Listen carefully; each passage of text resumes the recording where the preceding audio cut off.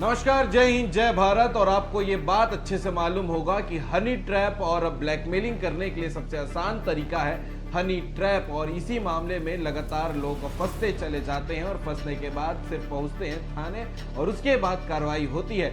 लेकिन ऐसे मामले आपको अक्सर छत्तीसगढ़ से देखने को मिलते होंगे। लेकिन आज की जो खबर आपको देखने को मिलने वाली है वो है भारत के तेलंगाना से, जहां पर करीमनगर में एक मामला निकलकर सामने आया है। पति पत्नी मिलकर सेक्सटॉर्शन और साथ ही साथ हनी ट्रैप बिछाकर जो है लोगों को, व्यापारियों को खास करके अपने जाल में फंसाते थे और अपनी ही पत्नी के साथ में संदिग्ध हालत में वीडियो बनाकर ब्लैकमेल करते थे। और यही ब्लैकमेल करते करते व्यापारियों से लगभग 100 लोगों से लाखों करोड़ों की जो ठगी है वो कर चुके थे। और जब कार्रवाई की गई, जब ये पता लगाया गया कि ये कौन कर रहा है, तब ये निकलकर सामने आया कि ये मामला जो है ये पति पत्नी करीमनगर में रहने वाले थे और इनका जो बिजनेस था वो मार्बल का बिजनेस था, जो कि पूरे तरीके से बर्बाद हो गया था। और इसके अलावा इन्होंने प्लॉट भी खरीदा था जिसका ईएमआई ये नहीं पटा पा रहे थे और कर्ज में लगातार डूबते चले जा रहे थे। इसी कर्ज से बचने के लिए, बाहर आने के लिए इन्होंने जो है हनी ट्रैप और सेक्सटॉर्शन और ब्लैकमेलिंग का रास्ता अपनाया।